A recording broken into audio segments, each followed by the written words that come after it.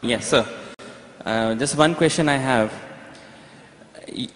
You told me, we heard about that the Vedas say that don't make any images of the God. Yeah. Whoever worships anything which has been created throws himself in darkness, right? The difference between Bhagwan and Allah is that Allah says that if you worship anyone apart from me, I will punish you forever and ever, and I will not spare you of this sin.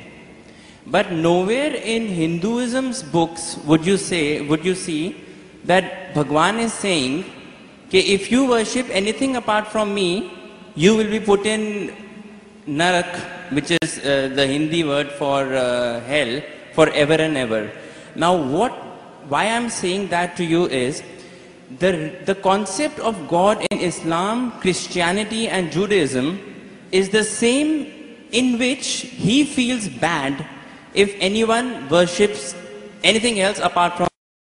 But the concept of the other side of the religions, which is Hinduism, Buddhism, or those sides, the concept of God there, I think, is more, the God of those religions is more large-hearted, because he doesn't say to you that I'm going to put you in hell if you don't worship me. Although I understand that it is wrong to worship idols, it is wrong to worship created things, but I do feel that because that, I somehow feel that, you know, Kulhu Allahu Ahad, Allahu Samad, Lam Yalid wa Lam Yulad. Basically, God, there is nothing like him, right?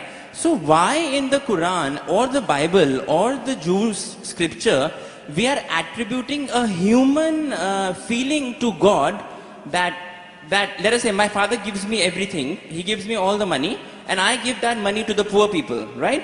Now one day if I forget my father, yeah, so my father will feel bad. But this is the human nature. God is more large-hearted than that. Even if I don't worship him, he should have no problems in, he should not put me to hell, because that's egoistic. Egoism is a part of human nature, not of God, is what I feel, according to my roots. Yes. Brother Rahul is an old friend of mine, mashallah.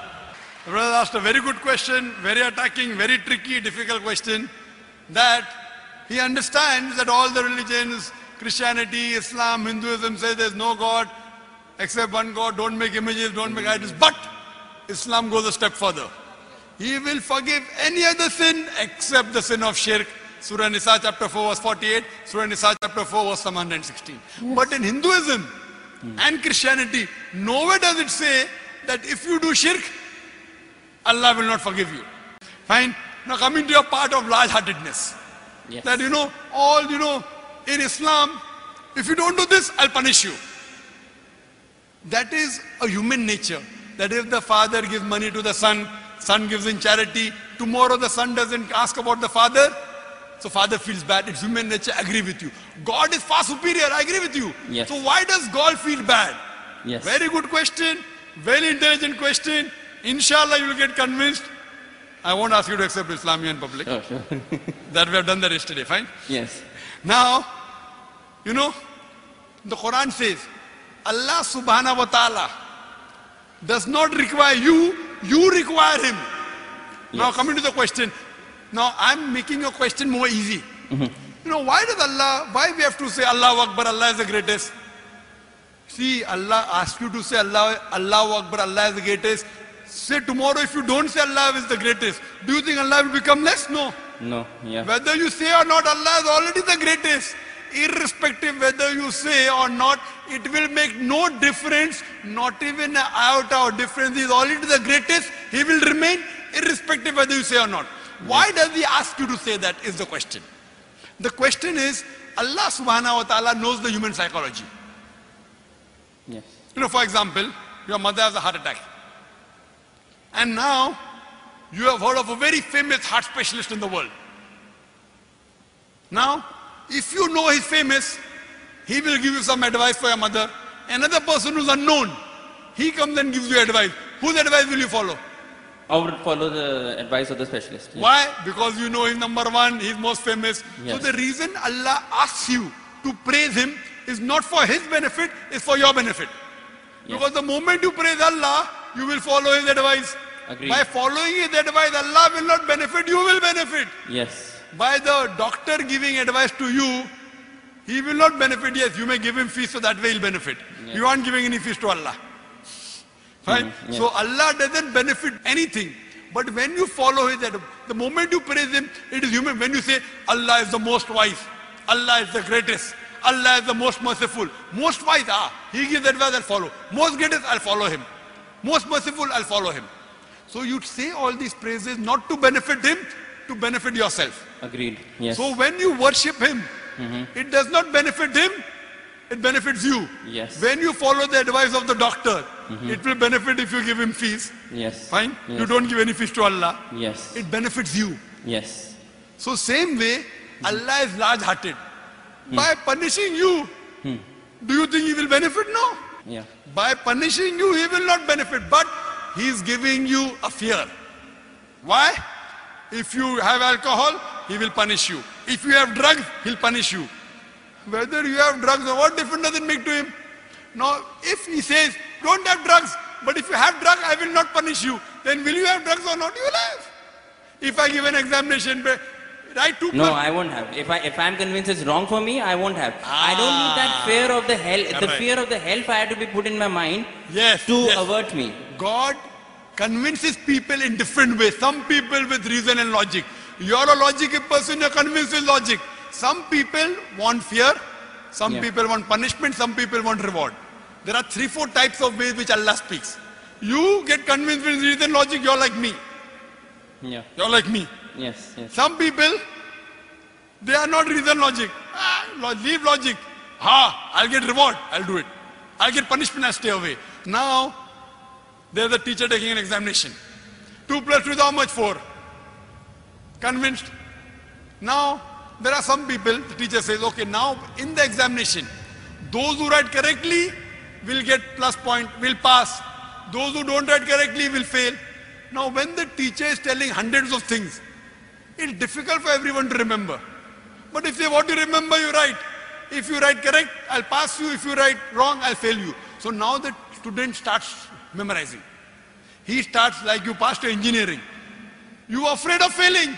Yes. If you wouldn't have studied, you would have failed. So teacher said, no problem. Even if you write wrong, I will give you part degree. Will you study? No. Though you're logical, you understand Boyle's law, you understand trigonometry, you understand chemistry, but to remember, you have to stay awake, you have to slog. Teacher said, no problem, you understood?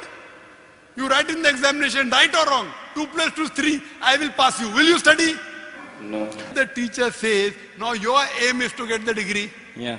Once you understand, if you fail, you won't get the degree. Yeah. So here Almighty God speaks logically. Some people logically, it doesn't make a difference whether hellfire is or heaven is there. They logic. Other people, you do it, you get a reward. Like when you speak to your child, sometimes you speak logically, sometimes you say, I'll give you a chocolate. Yes. Sometimes, ek lafa marunga. Yeah. Yeah. I will give you 1 slap. Yeah. So this is what God knows, the psychology of the human being. He's our creator. Sometimes logic, sometimes reasoning, sometimes reward, sometimes punishment. But once he says he has to follow, he can't lie. Once he says, he has to follow. So he's trying to convince you, suppose your son. Yeah. Yeah. I know you're not married. Yeah. I know you're not married. Inshallah, one day when you get married. And if your son, Yes. and your son, inshallah, will marry a Muslim, inshallah. Yes. Inshallah. So your son, when you have a son, Yeah. 5 years old, he wants to jump from 10th floor. You say, my son, don't jump, you'll die. I want to jump. You will die, no problem, I want to jump. 1 slap you will give him, right or wrong? Yes. You will tell him, I'll slap you. Yes. Yet if he wants to jump, you will slap him. A Yes. father is cruel to be kind. Is your intention to hurt him? No. Your intention is to hurt him little so that he prevents from the bigger hurt. Yes. Fine? So here if he says, no, I'm only acting. Maybe for small time you will think, I'll punish you, and you don't punish him. But if he wants to jump, you will not wait till he jumps. You will give him one tight slap. The same way God here, he tells you this is good, this is bad, this is reward, this is punishment. And once he says something, he's honest. So Islam, God is the most kind. Kinder then the concept of God in us. Why? That means he's more kind. He wants the human being to improve. The other God, okay, no problem. Even if you write wrong, I'll pass you. What kind of a teacher is this? Suppose tomorrow, there's a student studying with you. He writes wrong answers. You stay awake in the night. This person plays hooky, enjoys, writes everything wrong. And the teacher says, both get first class first. Will you be happy with the teacher? No. Why? You are a very unkind person. Very cruel. Unkind, not a good human being. I am wrong. Because you believe in justice. So besides God being kind and merciful, He is also just. Imagine someone rapes your sister, rapes your mother. God says, no problem. I'll forgive. On the day of judgment, won't you tell God, why did you? I'm not saying that He should not punish wrong deeds. But He is putting on His own self that if you associate partners with me, along with worshipping me, if you worship someone else, even then I will not forgive you. That's the right thing. That's egoism. If the doctor says, Yes. if suppose the heart specialist tells your mother, see, this is a good thing, have only this medicine, nothing else. Someone else says, okay, have this medicine also. So that heart specialist tells you, if you mix it with something else, the mother will die. So will you listen to somebody else or not? Will you listen or not? Heart specialist saying, don't have anything else except this sorbitrate. Keep it below your tongue. Yes. Now another doctor comes, I'm a very good doctor. You don't know him also. Will you listen to heart specialist? Correct. Yes. Heart specialist specialized, but God is a bigger heart specialist. So heart specialist you want to follow, you don't want to follow your creator who's created your heart. Yes. So you, being logical, Yeah. when you want to follow the heart specialist, when the heart specialist tell you, don't listen to anyone else because they have told you the total truth, that heart specialist can be wrong because he's a human being. Almighty God, when He says, do not worship anyone else besides me, He knows that if you think somebody else is also the greatest, and if you follow something wrong, it will harm you. God does not want to see to it that His creations are harmed. He is going out of the way to give you an ultimate warning. Other sins, maybe I will forgive. That is one type of murder, is one type of sin, very wrong, second largest. But one, if you worship somebody else, you can do anything. You can start murdering, you can start having drugs, you can start raping. It's too dangerous. This is the guidance. It is complete. Because He is the creator, He knows no one else is the creator. Now someone else tries to behave like a creator when God knows no one else can create you. It is very dangerous. That's the reason He says that following advice, worshipping anyone, obeying anyone as the creator, not obeying normally. Normally you want to obey a father, no problem. Obey a mother, no problem. Going against the commandments of Almighty God. Yes. I have checked up with science. This Quran passes the test. When I put science to your Hindu scriptures, it fails. Yes. When I put science to Bible, it fails. So even if I agree with you with my earlier question, maybe this is ambiguous, fine. 80% is proved to be 100% correct. 20% is ambiguous. Inshallah, logically, even this will be right. If I have to put that way. 100% of it is proof that it is correct. If 20% ambiguous is I'll there, tell you one thing, brother. Your mind hasn't reached that level. My mind hasn't reached that level. right. The science hasn't reached that level. Maybe 100 years afterward, 1000 years after, it will be proved 100% correct. We are limited. The problem is in you and me, not in the Quran. Similarly, but a person who's very powerful, a person who's a heart specialist, he knows his stuff very well. He'll be sure. Do this, nothing else. A person who's not sure, okay, I have this medicine also, I have that medicine also. So person who's cocksure of himself, like the Creator Almighty God, He will give this commandment. Now He's cocksure. You are not cocksure about Him that He's the Creator. Yes. Once you're cocksure, you will follow. I am cocksure that this is the word of Almighty God. You aren't. Yes. So once your research gets complete, Yes. you know very well that the other scriptures don't pass the test. Yes. I challenge you to get any scripture that you know of which is even close to the Quran. No, this is the strongest. This is the strongest scripture that that's for sure. So when you know, Yeah. I can't ask you to accept because we spoke yesterday. Right, okay. But when you know it is the thing, then the ego is in you, not in Almighty God. The ego is in you. I don't have ego. And I pray to I Almighty told you, God. of all the ones I have read, this is the strongest. I Yeah? pray to Almighty God. Because I love you, Rahul. Yes, I love you too. I love you. That's the reason I pray to Almighty God to give hidayah. You don't have to proclaim. You asked me yesterday, do you have to proclaim? I said, no, you don't have to proclaim. Yeah. So I think that you are a person who submit your will to God, and may God guide you, and may you get a good submitting Muslim life partner. Thank you. Thank you. The next question